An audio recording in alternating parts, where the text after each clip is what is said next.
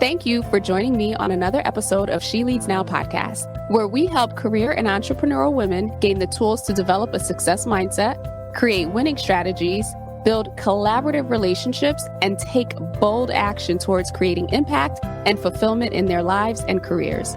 I'm your host, Sabine Gideon, and I'm on a mission to awaken and activate women and emerging leaders so they can tap into their innate leadership ability, elevate their influence, and create the impact they were destined to make. If you're ready to uplevel your confidence, courage, and influence, you've come to the right place. Join me weekly for insights, strategies, and resources to help you grow, develop, and embody the leader you are meant to be, so that you can make the impact you know you are called to make and establish the legacy you've always dreamed. The world eagerly awaits the emergence of your brilliance, impact, and influence. So with that, let's dive into this week's episode. Joining me today on the She Leads Now podcast is Laura Leach. Laura is a skilled, certified career coach who helps professional women in technology get to "You're hired." And today we are going to be talking about executive presence, what that is, and how to apply executive presence methodologies and techniques for even the non-executive. With that, thank you so much for joining today, Laura. So excited to have you and to start this discussion around executive presence. Well, thank you. Thank you so much for having me here and for being here. It's something that I'm really passionate about in my coaching. And I think there's a huge gap, and even more so now that we're in a hybrid environment, having executive presence and having it available for the non-executive, I think is so important for our continued leadership and continued growth and even personal development. Absolutely. And we'll get into executive presence, but share with us your career journey and how you got to this place where you are now this career coach. You're focusing on helping individuals get hired and work on their executive presence. Yeah, I was a recruiter for 23 years. I played in the technology space. So I started off in infrastructure and really ended in digital marketing and anything kind of around the technology stack there. I worked at agency. I worked at corporations as an internal corporate recruiter. And I even had my own business, and Meredith Consulting was an independent recruiting firm before I got to that point of decided I wasn't happy at my job anymore. I was burned out and I didn't want to go to work anymore. And I worked for myself. So that was hard to swallow because I had thought I had set up this lifestyle where I had the freedom of, being able to run my own company. And I really got to that point that I just couldn't do it one more day. And so it made me find a coach, made me find a mentor, made me start having conversation as why am I so unhappy? And what I realized was I just wasn't passionate about recruiting anymore, but I really loved the piece of helping people, changing their lives, being a part of this huge transition for them. And so then I was able to kind of figure out, okay, I can take all those pieces of that I loved and actually turn that into a career. And my audience or my clients, the people that I talk to on daily are I wish I had you 20 years ago. I wish you were around 10 years ago. I didn't even know what career coaches were. I too didn't know what a career coach was. And I was a recruiter in human resources for all this time. But I realize we've all been coaching. If you've been in this space, if you've been a recruiter, you've been in human resource or learning and development, we've all been coaching the people that we've touched their lives in some way. Yeah, absolutely. And so we both share that in common, having been recruiters. I was never on the agency side, but you're absolutely right that there's a common thread around our nice transition between being a recruiter and being a career coach specifically. One of the things a few weeks ago, I was thinking back over my career, and I realized that when you think about coaching, right, what makes an effective coach? Someone who can ask probing questions, someone who can dig a little deeper beyond the surface level. And then when you look back at recruiting, that's exactly, especially if you did it for a while and you were good at it, that's exactly what you did. So it's a natural transition into that space. So you are You are a career coach right now. Who do you work with? Who are your clients? What is the group that you support? I focus on professional leaders, mature women in technology. Most of my audience has been in work for a while, is making a transition, either coming back into work, making a career pivot, or trying to get to the next level in their career. But specifically, it has been women in technology. Yeah. And I can imagine now with, I've heard somebody say earlier, the great pause and then the great resignation and the great reevaluation and whatever other word people want to tie to it. I would imagine that you're seeing a significant influx of women specifically in leadership roles in tech who are making those leaps and making those jumps. What advice are you giving them? Obviously, you're coaching them through the process. But for those who may be in that space where they're employed, but they felt like you felt, right? Like, I don't want to be here anymore. I don't want to do this another day. What advice are you giving them on, the first step towards making a leap or making a shift? Yeah, that's actually a really great question. I honestly, I think it's getting to why aren't you happy? What is it that is at the core of of being unhappy? Is it underpaid? Is it too much on your plate? Is it, you have too many responsibilities and juggling it all? Or is it that you personal development? Or you just decided one day, I don't like this work anymore.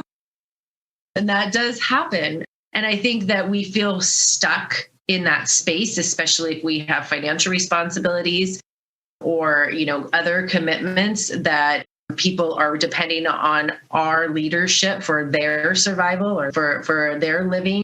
So I would say is figuring out why you feel that way, getting clarity around the why. And I always like the 5 whys, right? Just to dig a little deep. And we use it in product management and technology, and we may use it in life coaching, but I think it's a really good way to ask yourself, why am I feeling this way?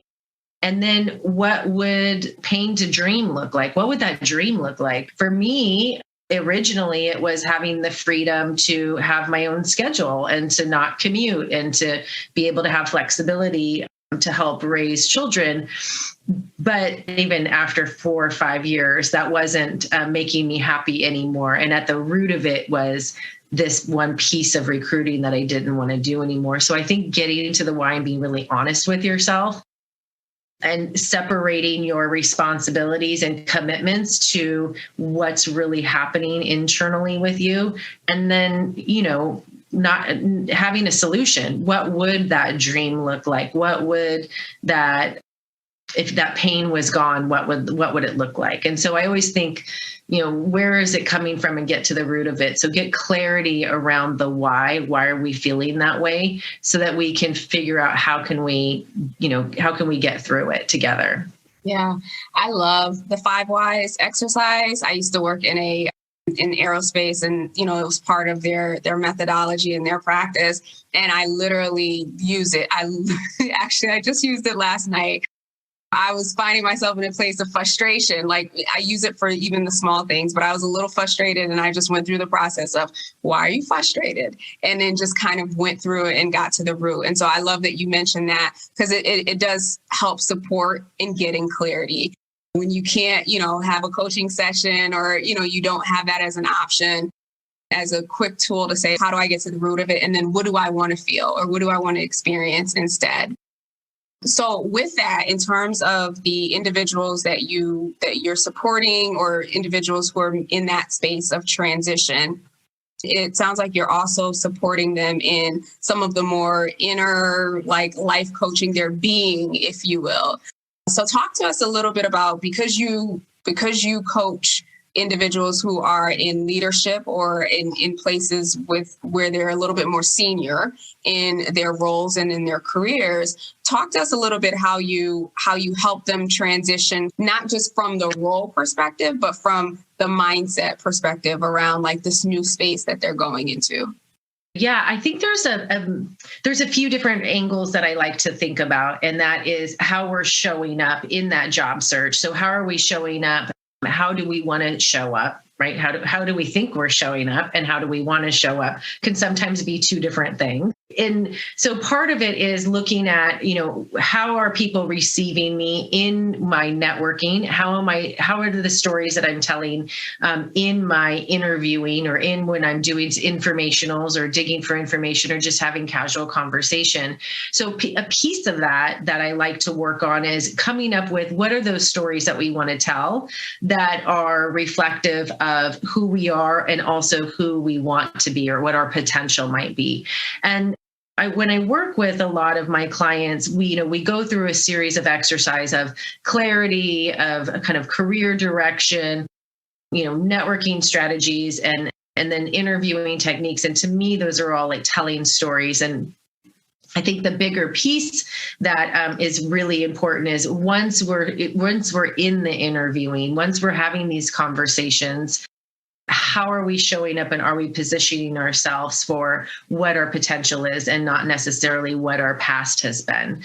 And I think oftentimes I call it, even our resume, I call it, it's not your career obituary, right? It should really be this marketing brochure that shows your potential. And I think about that in every step of the job search process of what is your potential and who is it you want to be when you show up that day one.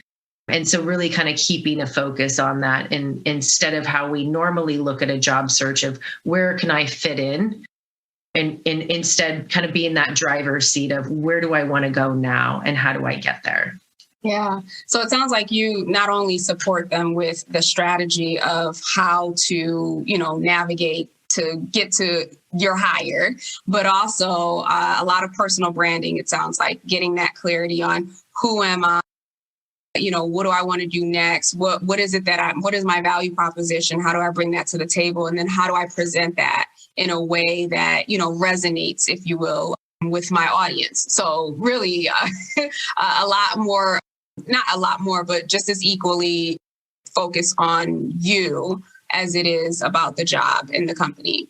Yeah, that's correct. I always say that, I'm here to help simplify the process, but simplify doesn't mean less work, right? There's still work in the process. I try to make it as simple as possible, but there is still work in that process. And a lot of that is self-reflection. I often hear I was at my job for 20 years, but because that's where I just ended up. And that was my first job out of college. I kind of went through all the different opportunities within the company, but I don't know anything outside of the company. And I don't know how to even navigate that process. The landscape is so different. Oftentimes we fall into our careers, we don't choose them. And I like to think of my process now that we're at a certain age. And I think we should be in the driver's seat at this point in our careers. We should be taking, control of where we want to end up, or where we want our second half to end up. Mm-hmm. So that leads into the whole executive presence piece, right? Because some of that, as we were talking before, there's an element of branding in that as well. And again, not just the external piece, but really, what's going on inside of you. So if you would, because I know that term gets thrown out a lot around what executive presence is. And for many, they may or may not know. So if you would share with us, what is executive presence and how do you recognize it? Yeah, that's actually a great question, because it is ambiguous to a lot of people. So I think of executive presence the same way that Sylvia Ann Hewlett has, the author of Executive Presence, has described it. And that's how you look, how you act, and how you speak. And I think it's an easy way to break it down. When I work with my clients, when I think about executive presence, I always think about it for the non-executive.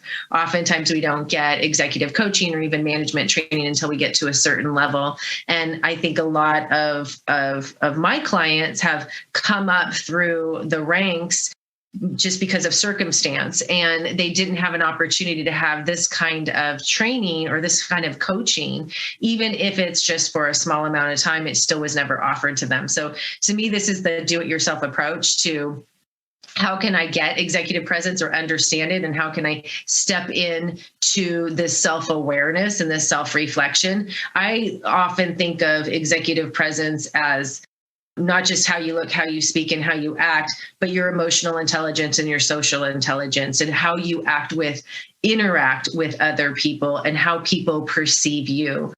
And my idea behind this, this executive presence for the non-executive really does come from my recruiting days when I would put candidates in front of hiring managers and my candidates would come back to me and tell me about a horrible experience. And I often, felt embarrassment for both sides, for my hiring managers as well as for my candidates that I had, representing them and putting them in front of this company or this person.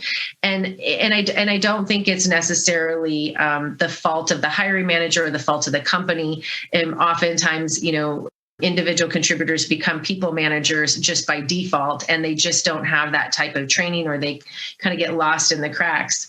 And I think it's so important to take control of that and understand, how am I showing up? Are people seeing me for how I see myself? Are the words that come out of my mouth, are they landing? Am I leading with empathy? Am I asking questions? And then, also, do I look like I should look? Am I representing a professional demeanor? Am I showing up every day and people gravitate toward me? And I often say, I think about it like, a TED Talk. We look at these speakers on the platform, and they're just like us. They're parents, they're students, they're historians, they're botanists, they're singers. They're not the platform speakers. They're not they're not the Tony Robinson. They're not out there working that circuit. And yet they have this presence that we listen to. We're engaged to what they have to say. Even if it's a topic we're not interested, we're still perked up. We're at the edge of our seat. We're listening because we're so engaged by that presence. Part of that presence that we're so engaged with has come with practice, with this knowledge of, how am I going to show up? How are people going to receive what I have to say? And that piece of executive presence can start at any age, as we've seen on a TED stage. But I think it comes with awareness and practice and understanding, is self-awareness and understanding. And sometimes we have to do these, what we called in HR, our 360s, right? Which was this big review that people get to do a performance review every year. And we don't have that opportunity anymore because we're working in these hybrid environments, and we don't have the opportunity to have these types of reviews. So I think sometimes we have to take it into our own hands and think, how can I do my own 360? How am I showing up? How am I landing? Are people hearing me in meetings? Are people asking questions? Am I engaging in showing interest? And I think all of those components can happen very naturally. It's a muscle. I think we just have to kind of build on that muscle. And I think it all starts with awareness and how we're showing up. And that's that gravitas that we have. That makes total sense. And I like how you liken it to, those individuals who take that stage for the TED Talks, right? Like that's not what they do for a living. That's not, what they spend their life, or it's not their livelihood, but yet in a moment of time, they have prepared to take that stage and are able to command the stage and command the audience. And so I like that visual. Now, let me ask you this from the perspective of, what I think you mentioned, and I like to call it that accidental manager, right? So that person that gets thrown in, or someone leaves and now they're the interim head of whatever role. So, naturally thinking back, this person is likely, trying to balance the work that's on their plate. They're trying to balance gaining the respect of their former peers, now direct reports. They're trying to balance performance. So how do you, if you are so engulfed in the day-to-day, take that moment, or even have that inkling to say, okay, this all needs to get done, but at the same time, I need to step into this identity of an executive? Yeah. Yeah. And, I think breaking it down into the three components, right? We can tick it off on our hands, and it's asking for feedback, right? It's how are we showing up? How are we acting? Are we engaging? Are we getting crickets when we're on the screen and no one's talking at all? But really it's a self-assessment. And I think in that moment, if you found the time and if it's important to you, and again, I think that when we become people managers, it is a balancing act of what's important and also, getting stuff done and getting stuff done well.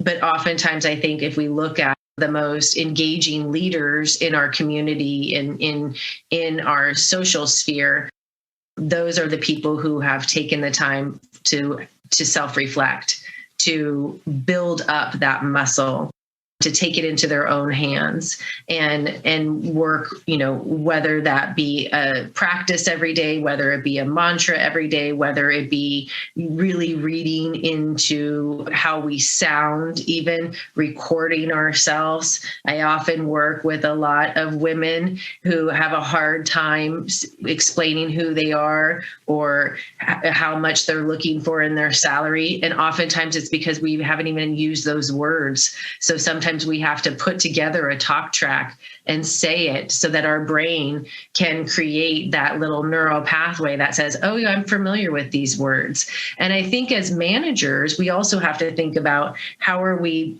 being received. And if we don't have this 360 performance review in the moment, we have to ask for feedback, and we have to do it in a way, that is going to be open-ended enough that we can continue to have conversation and continue to have more questions.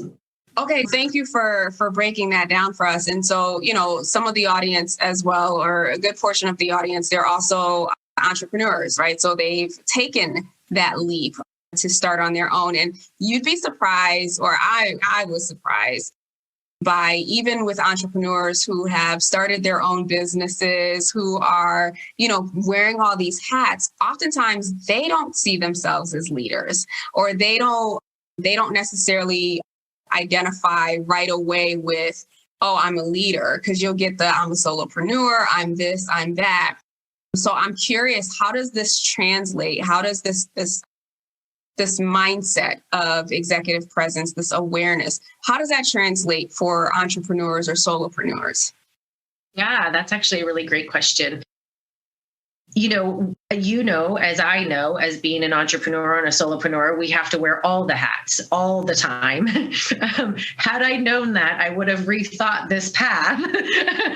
No, I would never rethink it. I know that this is what I should be doing, but it is a lot. And I think when we're having moments like this, where we're able to, amplify our voices or amplify our message or our purpose, this is where this self-awareness comes in. This is the executive presence, and this is to our community. And I want to show up feeling confident and feeling that what I'm saying is landing, how I'm showing up is being received, and how I act on a daily basis and on any of my Zoom calls or my networking opportunities or my podcast or wherever I'm showing up to amplify my voice and my mission and my passion. I think all of those pieces and components I have to take into consideration all the time. I don't have my direct reports, but I definitely feel like everyone that I get a chance to talk to is somebody that I might be able to influence. It is a muscle, and we have to work on it. We have to continue to flex it. We have to continue to strengthen it. And the only way we can change things that we don't know is self-awareness, right? We have to bring them into our conscious to change our unconscious. Yeah. And I love it. And you've said this a couple of times, around the asking for feedback, right? Getting to a place where ego is put aside and you come from a humble and curious place around, what's working, what's not working, and then being prepared to actually make those changes once you've asked for that feedback. And, I've done 360s. I still do 360s. And so one of the key pieces is you ask people who know you the best, right? So in corporate environment, we were asking our managers, we were asking our peers, maybe someone who was on a cross-functional team, And I've done this with actual clients in asking them to ask people who are closest to you, whether it's your employees or the freelancers that are working with you, your spouse, your family, people in your community, asking them if they had to use 3 words to describe you, what 3 words would they describe you with? And then also at the same time, if they could use 3 words to describe where you might have some opportunity, what would those 3 words be?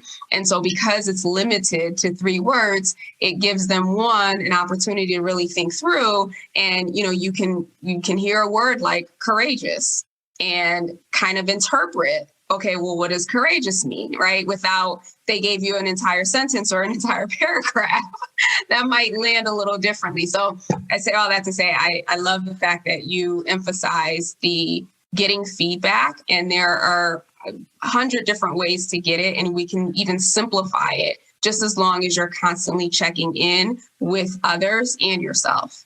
Yeah, I love that 3 words plus the 3, right? We love the number 3. And everything, if we could tick off the 1, 2, 3, which is why I love the how we act, how we look, how we speak, because it's easy to tick off, and we always have our hand as an example, right? We can always kind of tick it off on our hand. I love that. I always say that the people who love us and would do anything for us are the ones that give us the serotonin boost that we need when we're feeling down and blue, right? But to go to them and ask also, where do you see the opportunity? Almost like doing a SWOT analysis on yourself. I love that I'm going to have to actually incorporate that and do it myself and see what other people can see. As far as we have blinders, right? It's really easy to have blinders on ourselves, and to also to our own limitations that sometimes hold us back from even moving forward, where people can see sometimes what we don't see about ourselves. I love that. Yeah, or what we don't want to see.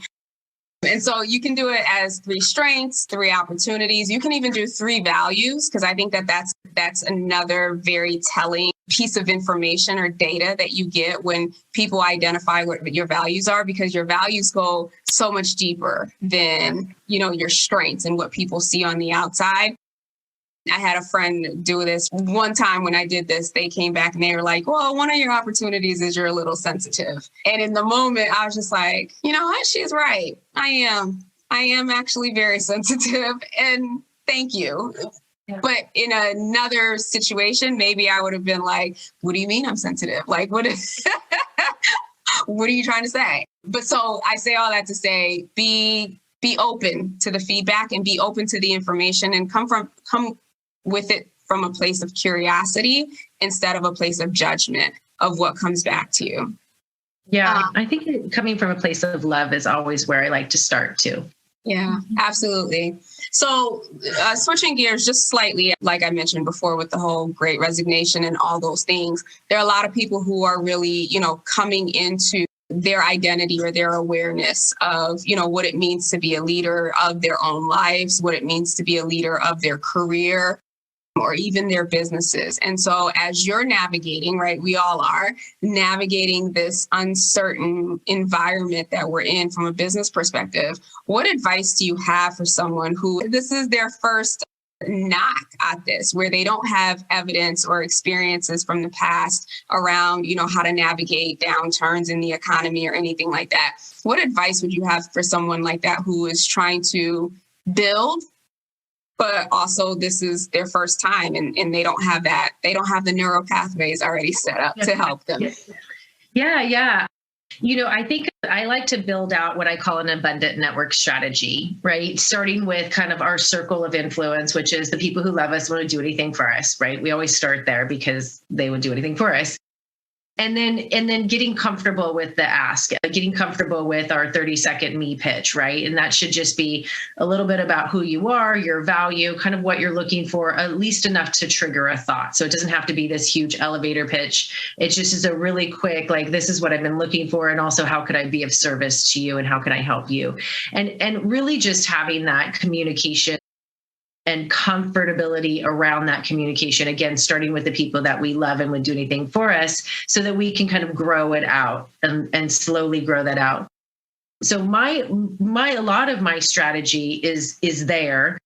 And also, of course, colleagues, friends, family, And then we kind of go out from there. Missed opportunities, I think, are looking at, especially if we've been at a company for a while, is vendors that we've worked with in the past, or, you're not their only client. So they are the eyes and ears as well.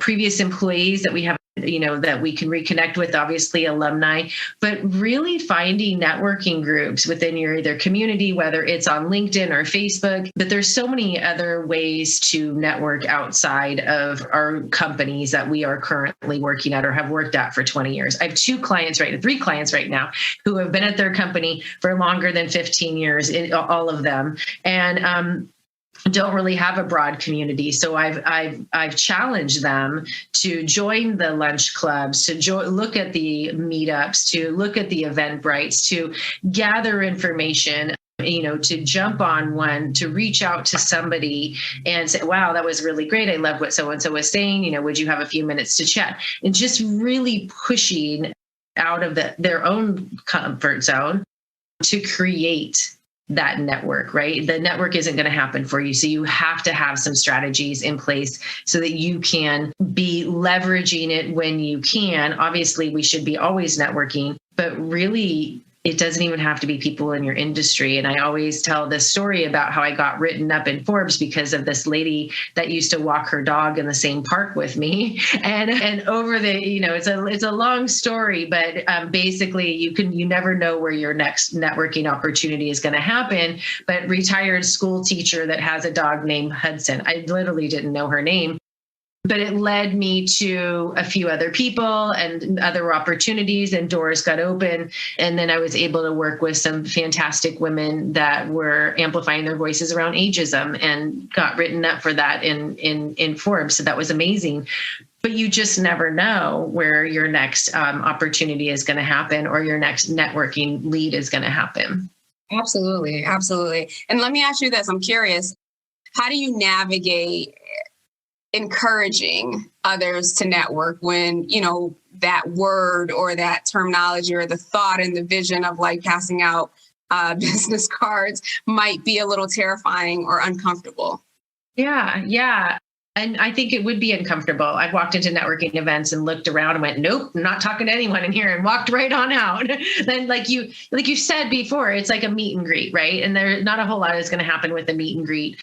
So I like to think of it as just opening conversations and just having conversations and with no expectations, right? It's just an exchange of information, of energy, of curiosity, and really kind of that random act of kindness of looking out and how could I help them? And who do I know in my network that could be helpful to them that I can exchange that information. So I always come from it as a place of, I just am curious and I want to have conversations and hope that something, that we can exchange some kind of information that we may need or not need. But I think, having a referral tree and knowing as many people as you can in various industries can only help. And if we think about it as just a conversation, it's not as scary or intimidating.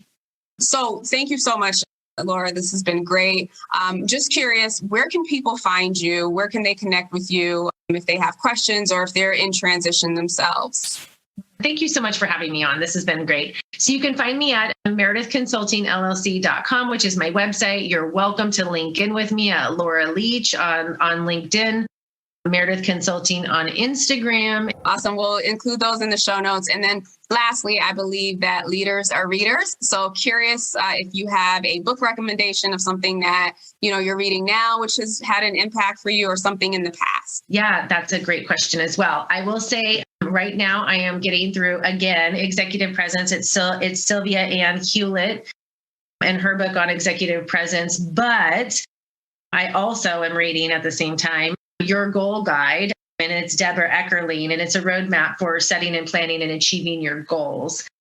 And she is a fantastic guide. This is a comprehensive guide. If you like planning, if you like laying things out and really trying to decide where you want to go and how you want to get there, fantastic book for laying out that roadmap.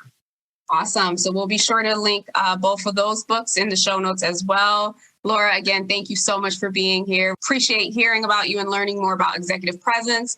That's it for today. We will be back next week with another episode of She Leads Now podcast. Until then, have a great rest of the week. Thank you for tuning in to another episode of She Leads Now. Be sure to join us next week for another transformative discussion to help you grow, develop, and embody the courageous leader you've always been. Be sure to subscribe to the show to get alerts when new episodes drop, and join us for our next Leaders Lounge meetup on Zoom. Details and dates for future sessions are included in the show notes below, so take a look there or head over to SabineGideon.com/lounge to register and hold your spot for the next session. Again, that's SabineGideon.com/lounge to grab your spot. Excited to connect with you all inside the lounge. Talk to you soon.